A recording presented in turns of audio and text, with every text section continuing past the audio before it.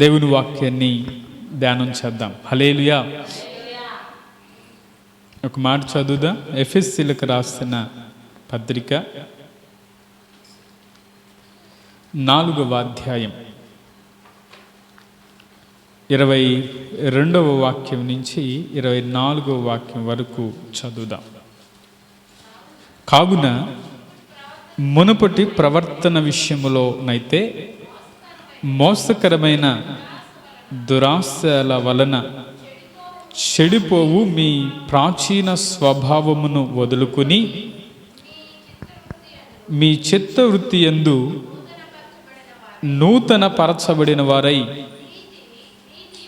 నీతియు యథార్థమైన భక్తి గలవారై దేవుని పోలికగా సృష్టింపబడిన నవీన స్వభావమును ధరించుకొనవలెను. చాలు.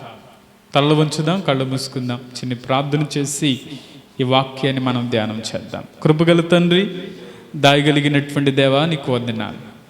దేవా, వాక్య స్వరూపిగా మీరు మా మధ్యలో ఉండండి. ప్రభువా, మాట్లాడేది మీరు. మీ మాటల చేత మమ్మల్ని తృప్తిపరచమని ప్రార్థిస్తూ చేరువచ్చిన బిడ్డలందరితో మీరు మాట్లాడి, మీరు బలపరిచి, మీరే సహాయకునిగా ఉండి నడిపించమని యేసు నామములో అడుగుతున్నాము తండ్రి, ఆమేన్. దేవునికి మహిమ కలుగునుగాక.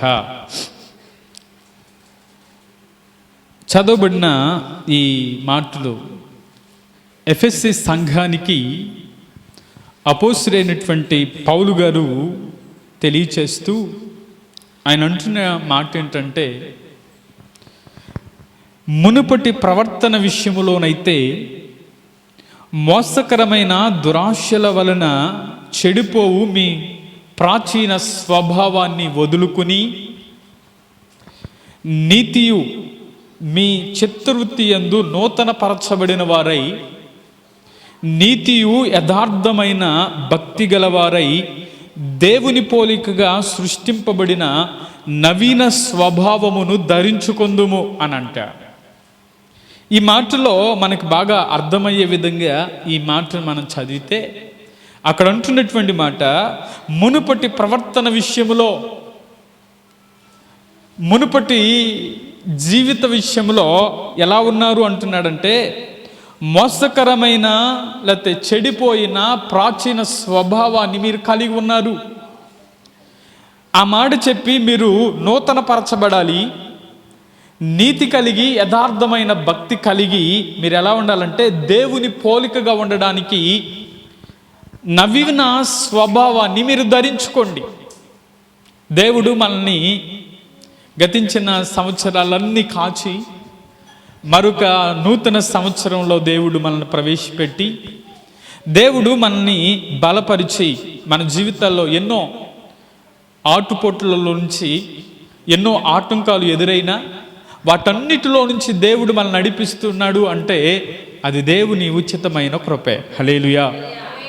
కాబట్టి పాత జీవితాన్ని విడిచిపెట్టండి, ప్రాచీన స్వభావాన్ని విడిచిపెట్టండి అని చెప్తూ అక్కడ అంటున్నాడు, నూతన జీవితాన్ని, నూతనత్వములోనికి నూతన పరచబడిన వారై నవీన స్వభావాన్ని మీరు ధరించుకోండి అని దేవుడు మనకు తెలియచేస్తా ఉన్నాడు.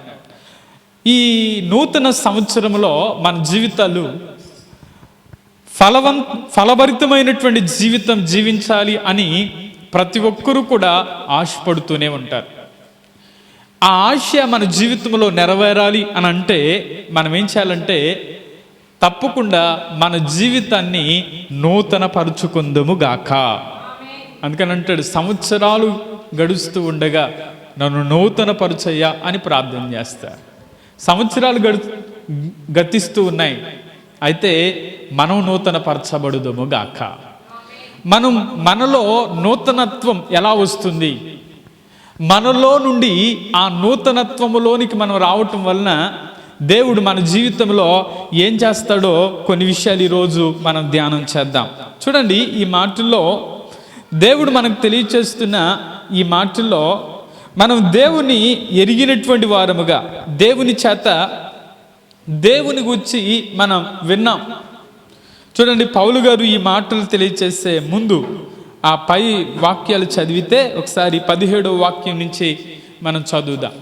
కాబట్టి అన్ని జనులు నడుచుకున్నట్లు మీరిక మీదట నడుచుకొనవలదని ప్రభునందు సాక్ష్యమిచ్చుచున్నాను. చాలండి, చాలు.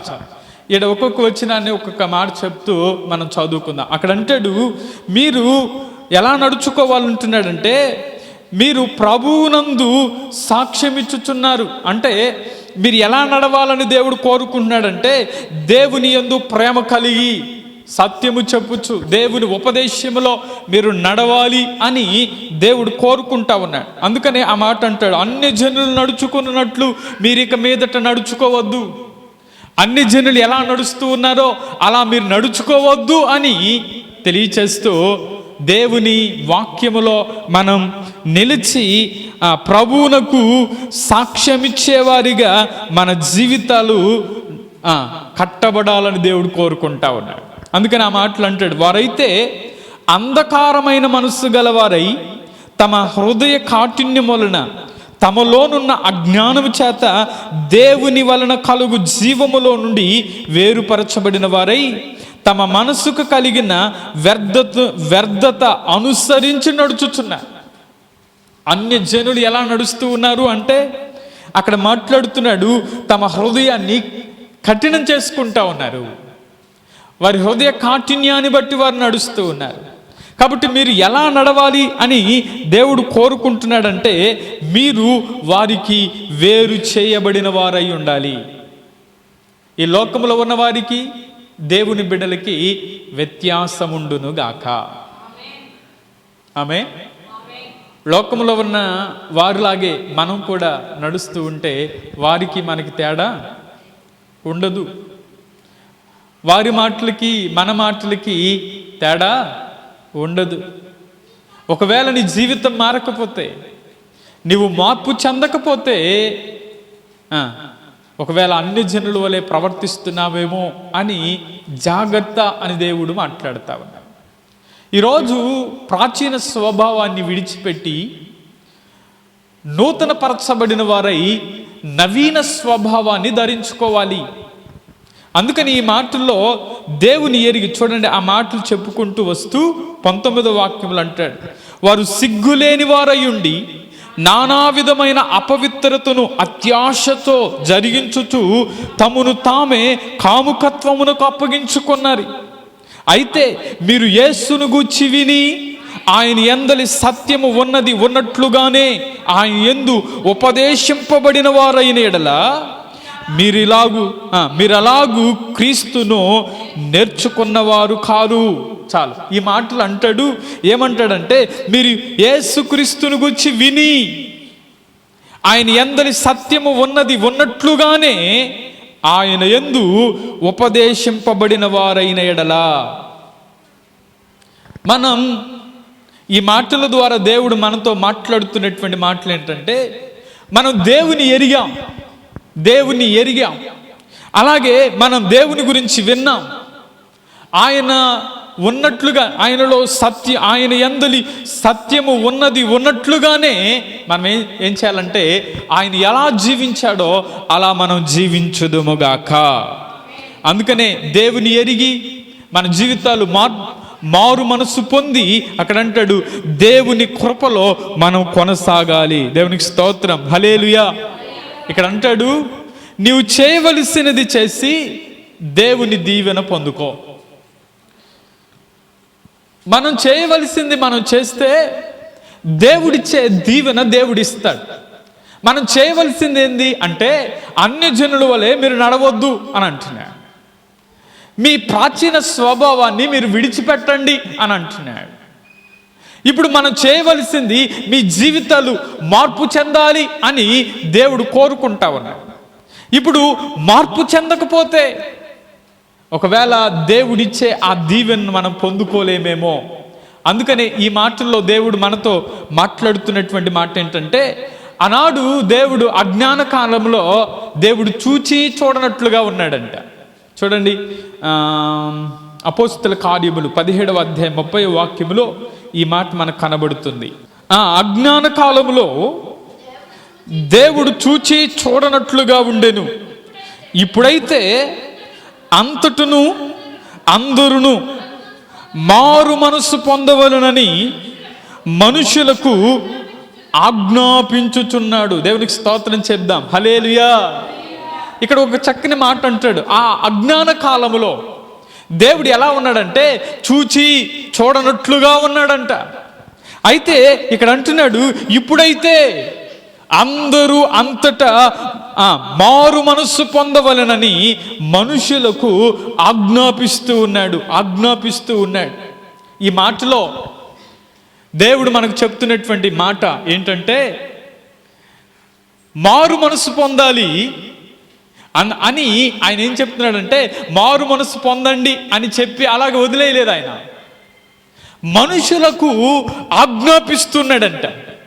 ఎవరికి ఆజ్ఞాపిస్తున్నాడు చెప్పండి? మనుషులకు ఆజ్ఞాపిస్తూ ఉన్నాడు. నువ్వు మార్పు చెందావా? నీ జీవితం మార్చుకున్నావా? నీ పాత జీవితాన్ని విడిచిపెట్టావా? నీ ప్రాచీన స్వభావాన్ని విడిచిపెట్టావా? నీ జీవితం నూతనత్వములోనికి వచ్చిందా? ఇంకా ఒకవేళ అన్ని జనుల వలె నీ జీవితం జీవిస్తూ ఉన్నట్లయితే అంటున్నాడు, ఆ అజ్ఞాన కాలములో దేవుడు చూచి చూడనట్లుగా ఉన్నాడు. ఇప్పుడైతే అలా లేడంట. అందరూ అంతటా మారు మనస్సు పొందాలి అని ఆయన ఆజ్ఞాపిస్తూ ఉన్నాడు. ఆజ్ఞ అంటే అది తప్పకుండా చేయవలసింది. ఆజ్ఞ అంటే అది వదిలిపెట్టేది కాదు. ఇప్పుడు దేవుడు ఆజ్ఞాపించాడు అంటే అది తప్పకుండా చేయవలసిందే. దేవునికి స్తోత్రం, హల్లెలూయా. అవునా కాదా?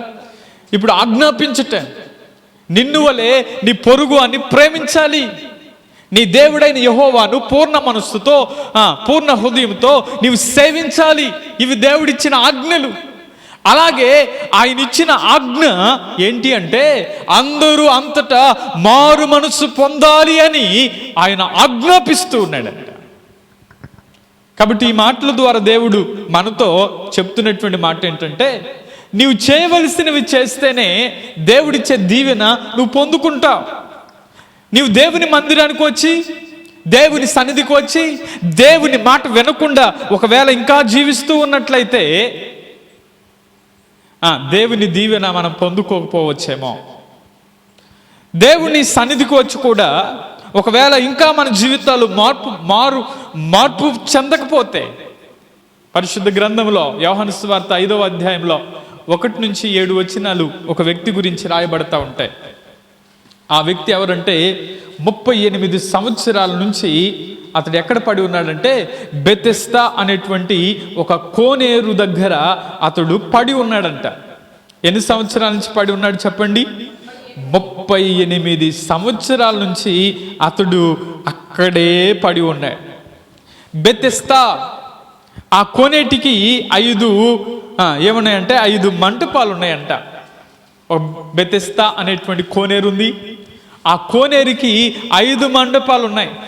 ఈ 5 మండపాలు అంటే ఒక పెద్ద కోనేరు. అది 5 దారులు ఉన్నాయి. ఇప్పుడు దేవదూతలు వచ్చి ఆ నీళ్లను తటస్థించుట జరుగుతూ ఉంది. ఎప్పుడైతే దేవదూత వచ్చి ఆ నీళ్లను కదుపుతూ ఉంటుందో, ఎవరైతే ఆ నీళ్లలో ముందు దిగుతారో వారు స్వస్థత పొందుకుని వెళ్ళిపోతా ఉన్నారంట. దేవునికి స్తోత్రం, హల్లెలూయా. ఎప్పుడైతే ఆ కోనేటిలో ఆ నీళ్లు కదిలింపబడటం చూచి మొదట ఎవడు దిగుతాడో వాడు స్వస్థతను అందుకుని వెళ్ళిపోతా ఉన్నటువంటి దిన. అయితే అక్కడ ఒక వ్యక్తి ఉన్నాడు. ఆ వ్యక్తి 38 సంవత్సరాలు అక్కడే పడి ఉన్నాడంట. చూడండి, యోహాను సువార్త 5వ అధ్యాయం 5వ వాక్యములు అంటాడు, అక్కడ 38 ఏండ్ల నుండి వ్యాధి గల ఒక మనుషుడుండెను. చాలు. యేసు వాడు పడియుండుట చూచి వాడప్పటికీ బహుకాలము నుండి ఆ స్థితిలో ఉన్నాడని ఎరిగి, స్వస్థపడగోరుతున్నావా అని వానిని అడుగగా. దానికి స్తోత్రం, హల్లెలూయా. ఇక్కడ గమనించండి, 38 సంవత్సరాల నుంచి వాడు అక్కడే పడి ఉన్నాడు. ఎక్కడ పడి ఉన్నాడు? ఆ కోనేటి దగ్గరే పడి ఉన్నాడు. ఆ బెతెస్దా అనేటువంటి కోనేటి దగ్గర అనేకులు వస్తున్నారు, అనేకులు దానిలో దిగుతున్నారు, అనేకులు మేలు పొంది వెళ్ళిపోతున్నారు. కానీ వీడి స్థితి ఎలా ఉందంటే అక్కడే ఉన్నాడు. వాడు అక్కడే పడి ఉన్నాడు. ఆ పడి ఉన్న కారణాన్ని బహుకాలము నుంచి వాడు అక్కడ ఉన్నాడని ఎరిగి, ఎవరు ఎరిగారంటే యేసయ్య ఎరిగారంట. దేవునికి స్తోత్రం, హల్లెలూయా. యేసయ్య చూస్తా ఉన్నాడు. యేసయ్య వాడి దగ్గరకు వచ్చి అంటున్నాడు, స్వస్థపడగూర్చున్నావా అని అడిగితే వాడంటాడు, ఆ రోగి, అయ్యా నీళ్లు కదిలింపబడినప్పుడు నన్ను కోనేటిలోనికి దించుటకు నాకు ఎవడు లేడు గనుక నేను వచ్చినంతలో మరి ఒకడు నాకంటే ముందుగా దిగుతున్నాడు అని చెప్తున్నాడు. ఈ మాటలో అయ్యా స్వస్థపడగోరుతున్నావా? వాడు పడి ఉండటం చూశాడు. అలాగే వాడు బహుకాలం నుంచి అక్కడే ఉన్నాడన్న స్థితిని దేవుడు చూచాడు. అంటున్నాడు, అయ్యా నువ్వు స్వస్థపడగోరుతున్నావా అని అంటే వాడు సాగు చెప్పటం ప్రారంభించాడు. ఏం చెప్తా ఉన్నాడు? అయ్యా నేను వెళ్ళాలనుకుంటున్నాను, కానీ నేను వచ్చేంతలో నన్ను దించడానికి ఒక్కడు కూడా సహాయం చేయట్లేదయ్యా. నన్ను దించడానికి ఎవరు నాకు సహాయం చేయట్లేదు. నేను వచ్చేంతలో వేరొకరు దిగి మేలు పొందుకుని వెళ్ళిపోతా ఉన్నారు అంటున్నాడు. నేనంటాను, ఈ మాటలో యేసయ్య అంటాడు, నీవు లేచి నీ పరుపెత్తుకొని నడువు అంటాడు. దేవునికి స్తోత్రం, హల్లెలూయా. వీడు ఎక్కడ పడి ఉన్నాడు అంటే, ఎక్కడ నిలుచున్నాడు అంటే ఆ బెతెస్దా అనేటువంటి ఆ కోనేరు దగ్గరే ఉన్నాడు. ఆ కోనేరు దగ్గరే ఉన్నాడు, కానీ మేలు మాత్రం తన జీవితంలోనికి రాలేదు. ఎన్ని సంవత్సరాలు? 38 సంవత్సరాలు ఎదురు చూస్తూనే ఉన్నాడు. నేను అంటాను, మన జీవితాల్లో కూడా కొన్నిసార్లు మనం దేవుని సన్నిధికి వచ్చి, దేవుని సన్నిధిలో ఉన్న మన జీవితాల్లో మేలు అనుభవించలేకపోవడానికి ఒక కారణం ఏంటంటే, మనం పూర్తిగా దేవునికి మన మనస్సుని ఇవ్వకపోవటమే అనుకోవచ్చు. వాడి జీవితంలో కూడా ఒక సాకే చెబుతున్నాడు. ఏమంటున్నాడు? అయ్యా నన్ను దించడానికి ఎవడు రావట్లేదు. ఒకవేళ అతని బలహీనతను బట్టే అనుకోండి. అయితే దేవుడు అతన్ని చూచాడు. దేవునికి స్తోత్రం, హల్లెలూయా. దేవుడు అతన్ని చూచాడు. దేవుడు అతన్ని ఏం చేశాడంటే ఎన్నిక చేసుకున్నాడు. ఈరోజు మన జీవితంలో కూడా దేవుడు నిన్ను చూచునుగాక. వాడు అక్కడ పడి ఉన్నాడు అని అతను చూచాడు. ఈరోజు నువ్వు దేవుని సన్నిధిలో ఉన్నావని దేవుడు నిన్ను చూచునుగాక. దేవుడు నిన్ను చూసి నీ జీవితంలో ఏ అక్కర కలిగి ఉన్నావో ఆ అక్కర దేవుడు తీర్చునుగాక. మన హృదయాంతరంగాలను ఎరిగినటువంటి దేవుడు. మనం ఏ ఉద్దేశంతో దేవుని సన్నిధిలో అడుగు పెట్టామో ఎవరికి తెలుసు అంటే ఆయనకి తెలుసు. హల్లెలూయా. ఎవరికి తెలుసు చెప్పండి? దేవునికి తెలియదా? మన హృదయం ఏంటో ఆయనకి తెలుసు, మన మనసు ఏంటో ఆయనకు తెలుసు, మన అవసరత ఏంటో ఆయనకు తెలుసు, మన పరిస్థితి ఏంటో ఆయనకు తెలుసు. కాబట్టి అక్కడ అంటున్నాడు, నువ్వు స్వస్థపడగొడుతున్నావా? ఈరోజు దేవుని సన్నిధికి వచ్చి నీతో కూడా అంటాడు, నీకు ఏది అవసరమో ఆ అవసరాన్ని దేవుడు తీర్చునుగాక. అందుకని దేవుడు ఎవరిని ఎన్నుకుంటాడంటే, ఎన్నిక లేని వారిని ఆయన ఎన్నుకుంటాడు, బలహీనైనటువంటి వారిని ఆయన ఎన్నుకుంటాడు. అందుకని కొరింథీయులకు రాస్తున్న మొదటి పత్రికలో అంటాడు, ఒకసారి చదవండి. కొరింథీయులకు రాస్తున్న మొదటి పత్రిక 1వ అధ్యాయం 29వ వాక్యం. ఏ శరీరియు దేవుని ఎదుట అతిశయపడకుండునట్లు జ్ఞానులను సిగ్గుపరుచుటకు లోకములో నుండి వెర్రి వారిని దేవుడు ఏర్పరుచుకుని ఉన్నాడు. బలవంతులైన వారిని సిగ్గుపరుచుటకు లోకములో బలహీనులైన వారిని దేవుడు ఏర్పరుచుకుని ఉన్నాడు. దేవునికి స్తోత్రం, హల్లెలూయా. ఈ మాటలు అంటాడు, ఎవరిని ఎన్నుకున్నాడు అంటే ఆ జ్ఞానులను సిగ్గుపరచటానికి, జ్ఞానులను సిగ్గుపరచటానికి లోకములో నుండి వెర్రి వారిని దేవుడు ఏర్పాటు చేసుకున్నాడు. బలవంతులను సిగ్గుపరచటానికి దేవుడు ఎవరిని ఏర్పాటు చేసుకున్నాడంటే బలహీనులైన వారిని దేవుడు ఏర్పాటు చేసుకున్నాడు. దేవునికి స్తోత్రం, హల్లెలూయా. బలహీనులైనటువంటి వారిని అంటే వారి జీవితంలో ఉన్న ఆ బలహీనతను పోగొట్టి దేవుని కొరకు మహిమకరంగా నిలబెట్టిన సందర్భాలు మనం చాలా చూస్తాం. హల్లెలూయా. కాబట్టి ఈరోజు దేవుడు మనతో మాట్లాడుతున్నటువంటి మాటలు ఏంటంటే, ముందు మన ఎన్నిక లేని వారిని దేవుడు ఏర్పాటు చేసుకుంటున్నాడు. ఆయన మన జీవితం దేవుని దగ్గరికి రావటం ద్వారా, దేవుని సన్నిధిలో ఉండటం ద్వారా, మన జీవితాలు మార్పు చెందటం ద్వారా దేవుడు మనల్ని ఏం చేస్తా ఉన్నాడంటే దేవునికి ఇష్టమైన వారిగా దేవుడు మనల్ని చేయునుగాక. ఈరోజు మన జీవితంలో ప్రాచీన స్వభావాన్ని విడిచిపెట్టాలి. అందుకని నవీన స్వభావాన్ని ధరించుకోవాలి. పాత జీవితాన్ని ఏం చేయాలంటే మనం విడిచిపెట్టి నూతన జీవితంలో, నూతనత్వములోనికి మన జీవితం ముందుకు సాగాలి అని దేవుడు మనల్ని కోరుకుంటా ఉన్నాడు. అయితే ఈరోజు ఒక విషయాన్ని నేను మీతో పంచుకుంటాను. అదేంటంటే, ఒక పాత జీవితాన్ని విడిచిపెట్టి నూతనత్వములోనికి వచ్చినటువంటి ఒక జీవి గురించి నేను మీతో మాట్లాడతాను. ఆ జీవి ఏ జీవి అంటే గొంగలి పురుగు. గొంగలి పురుగును చూసారా? హల్లెలూయా. గొంగలి పురుగును చూసారా? ఎలా ఉండింది గొంగలి పురుగు? దాన్ని చూడంగానే అసహ్యం వేసింది, అవునా? ఒకవేళ గొంగలి పురుగు చేతి మీద ఎక్కింది అనుకోండి, ఏమైంది? దురదొచ్చింది. ఒకవేళ అంటే దాన్ని చూడంగానే దాన్ని చంపాలి అన్నట్లుగా ఏం చేయాలి? కొంతమంది ఆ పురుగును చూడగానే ఏం చేస్తారు చెప్పండి? నలిపేస్తారు. ఈ జీవి చూడగానే మనుషులకి ఎలా కనబడుతుందంటే ఒక అసహ్యమైనదిగా కనబడుతుంది.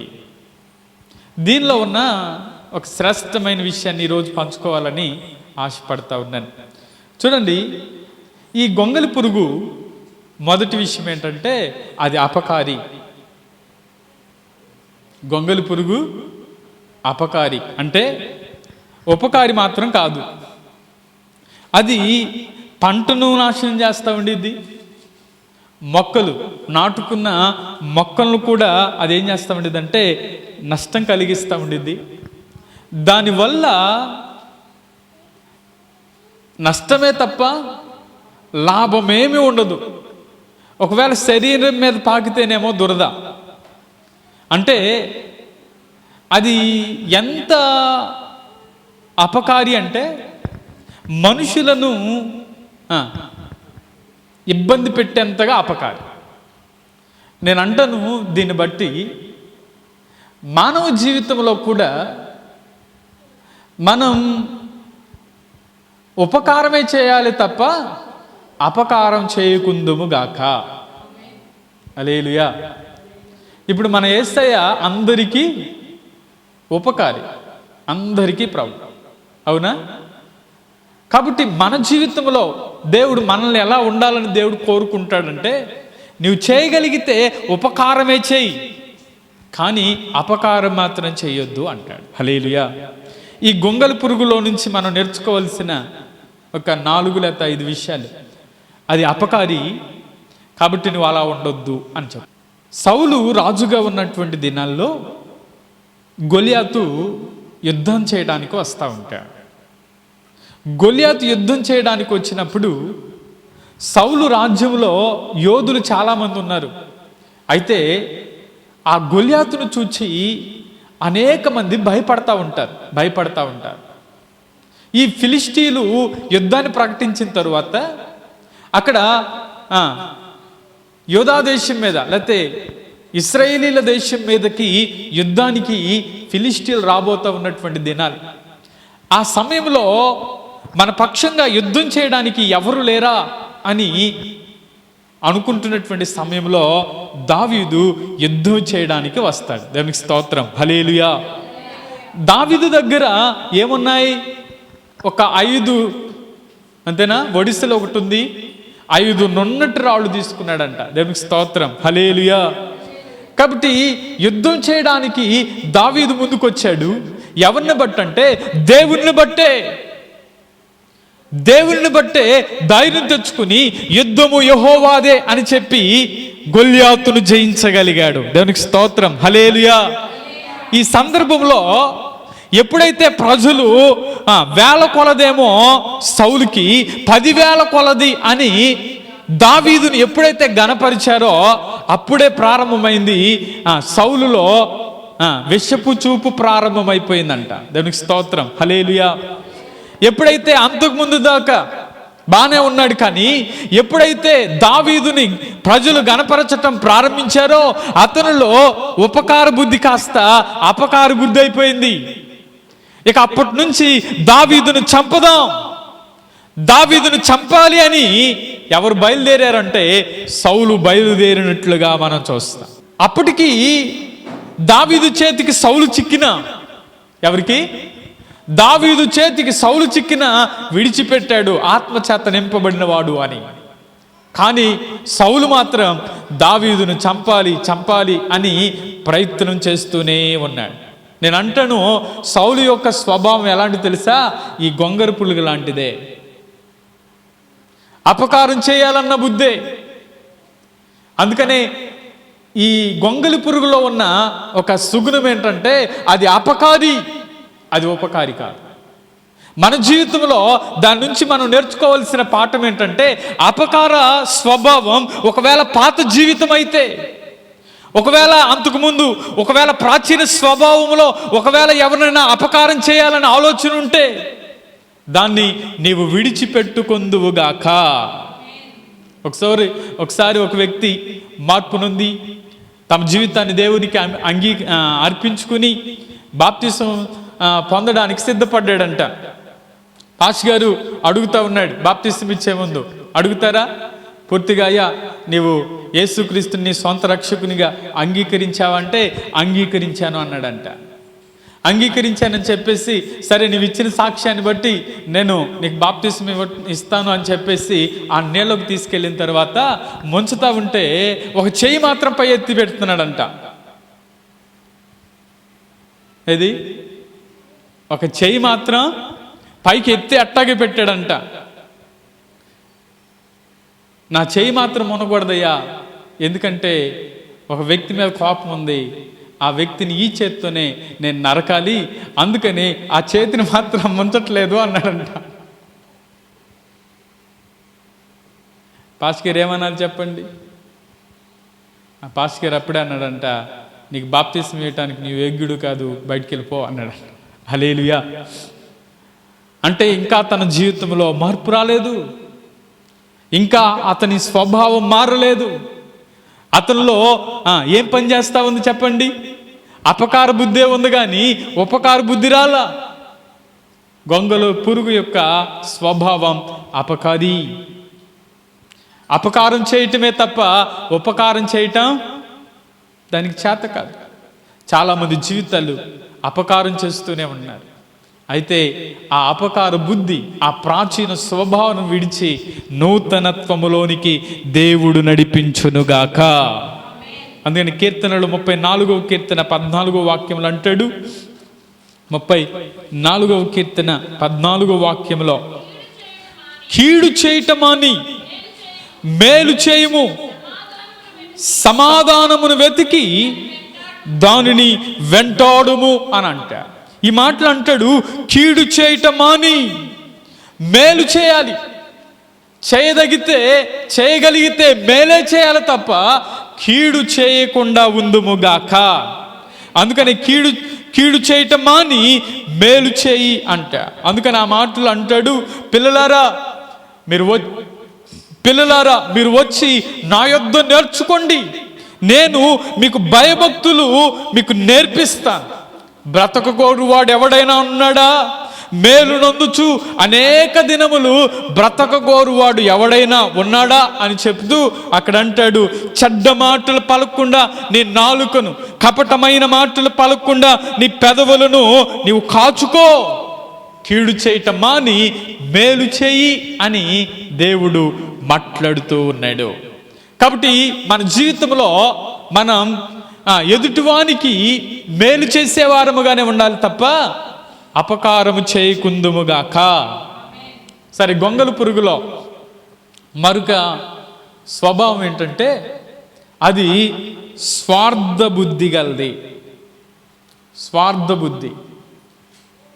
దీన్ని బట్టి నేను అంటాను, నా కడుపు నిండితే చాలు, రైతులు నష్టపోతే నాకేంటి, పంట మీద ఆ పురుగు పడితే ఆ పంటను నాశనం చేయకుండా మాత్రం ఉండదు. ఇప్పుడు దానిలో ఏముంది చెప్పండి? తన కడుపు నిండితే చాలు, ఎదుటి వాళ్ళు ఎలా ఉన్నా పర్లేదు. ఇది స్వార్థముతో కూడినది అని చెప్తాను.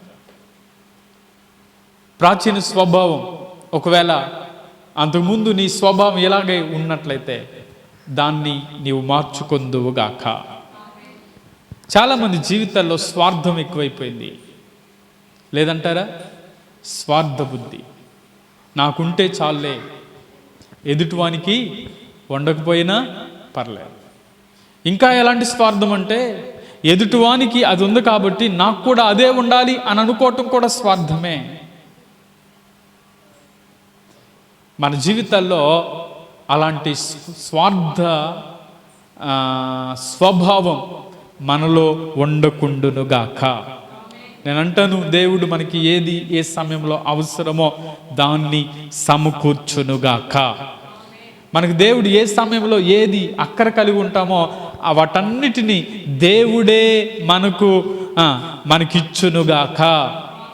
కాబట్టి అంతా నాదే, లేకపోతే అది అనుకుంటుంది ఎవరికి నష్టం కలిగినా పర్లేదు కానీ నా కడుపు నిండితే చాలు అంటే ఎదుటివానికి అపకారమే చేస్తుంది తప్ప ఉపకారం చేయదు.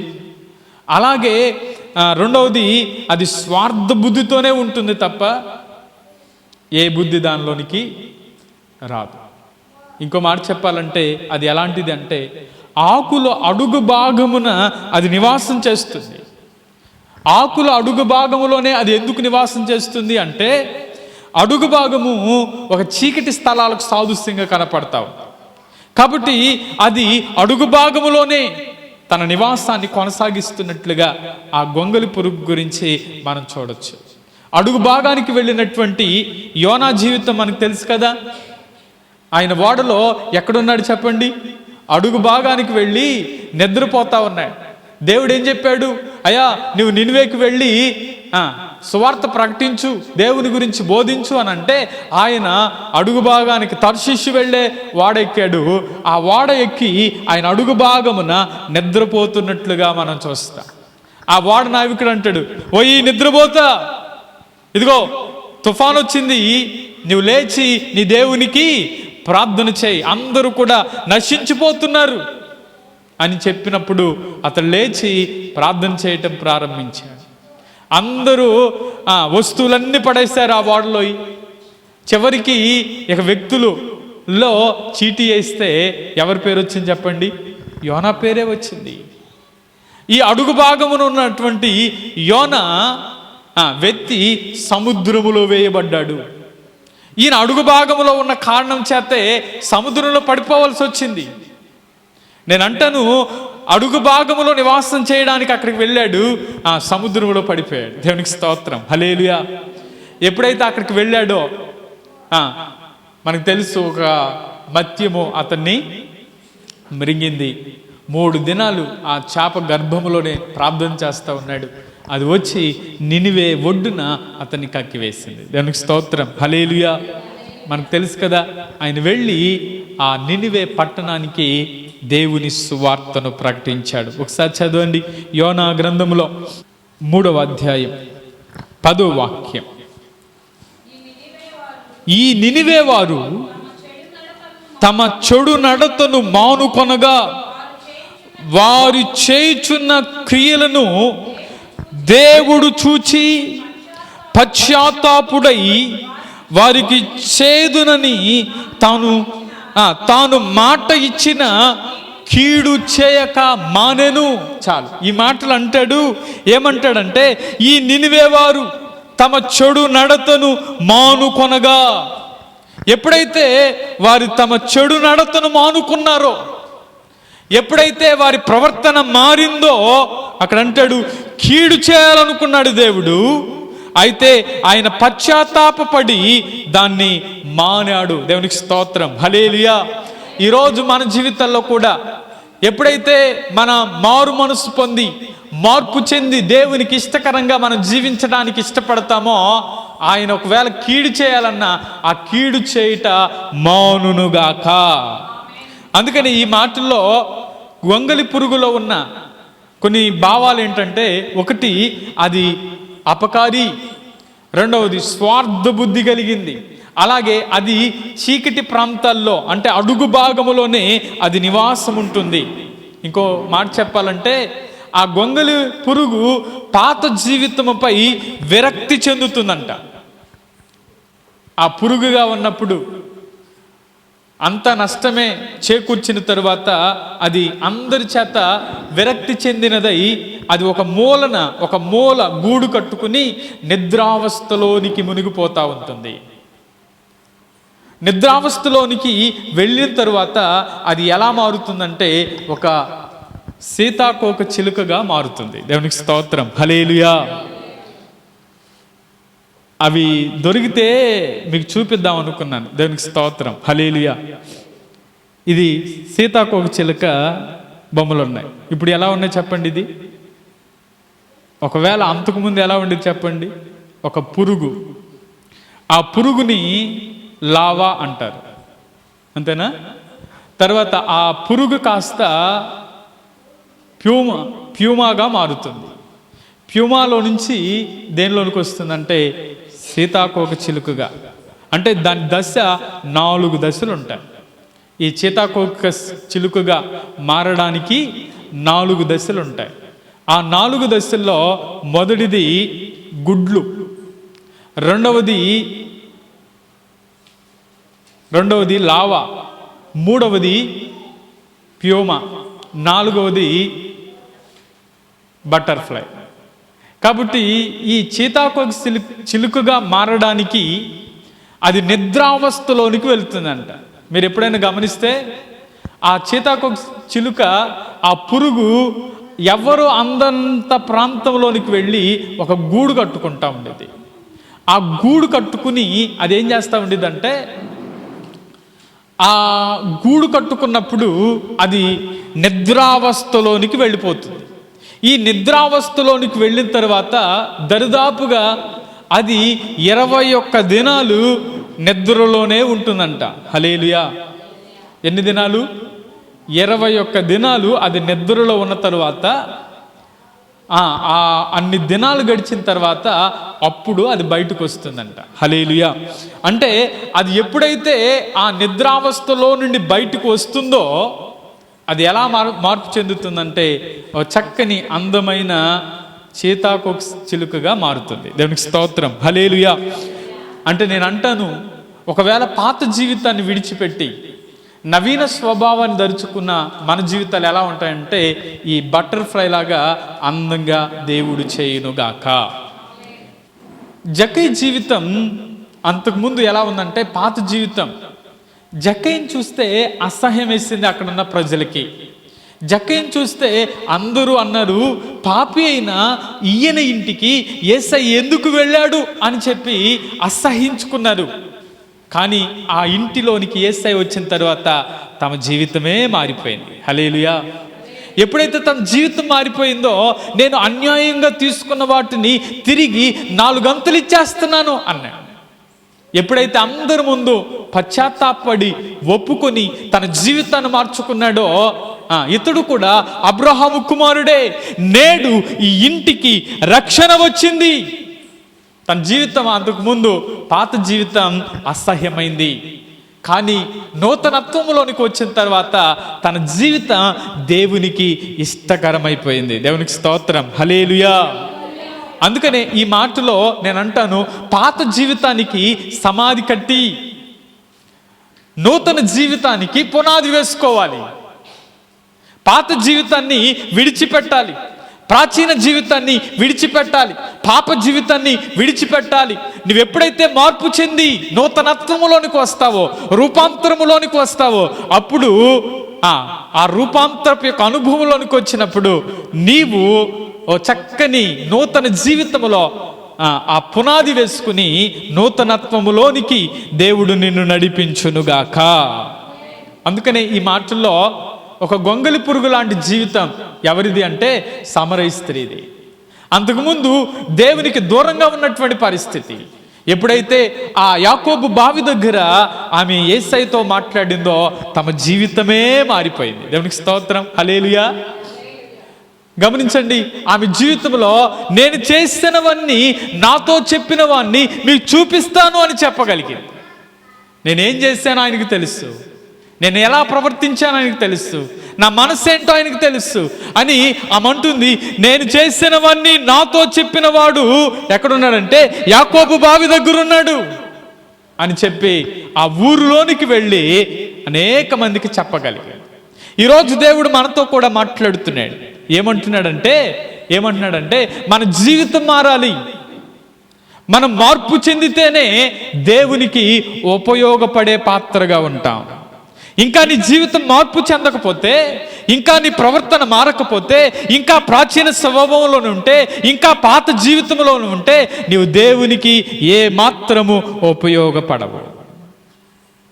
నీ జీవితం మారితేనే, నీవు మార్పు చెందితేనే, నీ ప్రాచీన స్వభావాన్ని వదులుకుంటేనే, నీ పాత జీవితాన్ని పాతిపెట్టితేనే నూతన జీవితంలో దేవునికి ఉపయోగపడే పాత్రగా దేవుడు నిన్ను చేయునుగాక. నేను అంటాను, అంతకుముందు దాకా ఆ పాకే జీవితం పోయింది. ఇప్పుడు ఏ జీవితం వచ్చిందంటే పరిశుద్ధమైన ఎగిరే జీవితం వచ్చింది. దేవునికి స్తోత్రం, హల్లెలూయా. అప్పుడు దాకా పాకుతా ఉంది, అవునా? ఆ గొంగలి పురుగు ఏం చేస్తామని చెప్పండి, పాకుతూ ఉంది. అంతా నష్టమే. కానీ ఎప్పుడైతే అది 21 దినాలు నిద్రావస్థలోనికి వెళ్ళి తిరిగి నూతనత్వంలోనికి వచ్చిందో అది ఎలా ఉందంటే ఎగిరిపోతా ఉంది.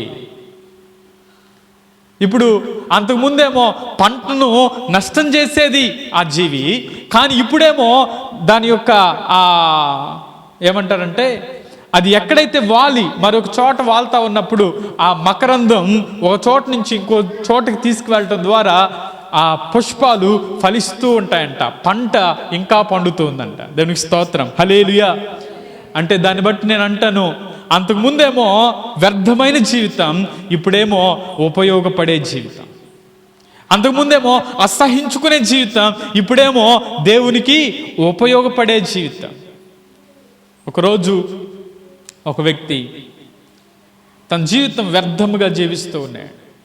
ఎంత వ్యర్థముగా జీవిస్తున్నాడంటే భయంకరంగా. కుటుంబంలో తమ బిడ్డలను పట్టించుకోడు, భార్యను పట్టించుకోడు, తన చేసినదంతా వ్యసనాలకే, తను చేసినంతా త్రాగుడికే, ఎక్కడ పడితే అక్కడ పడిపోతూ ఉండేవాడు. ఇలా అందరూ ఆ ఊర్లోనే అతనంటే అసహించుకునేటువంటి పరిస్థితి ఏర్పడింది.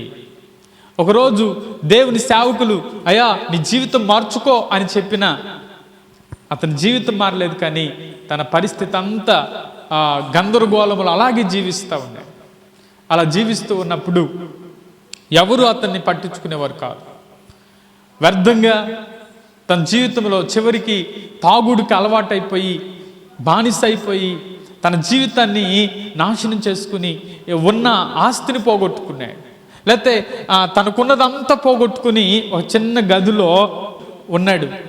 ఇంట్లో వాళ్ళు వదిలేశారు, ఊరు వాళ్ళు వదిలేశారు, ఎవరు అతను పలకరించేవాళ్ళు కాదు. అయితే ఒకరోజు ఒక చిన్న పాప చిన్న పరిశుద్ధ గ్రంథాన్ని తీసుకువెళ్ళి అతనికి ఇచ్చిందంట. ఎవరు నా దగ్గరికి రావట్లేదు కదా, ఈ పాప ఎందుకు వచ్చింది అని చెప్పి ఆలోచించడం ప్రారంభించా.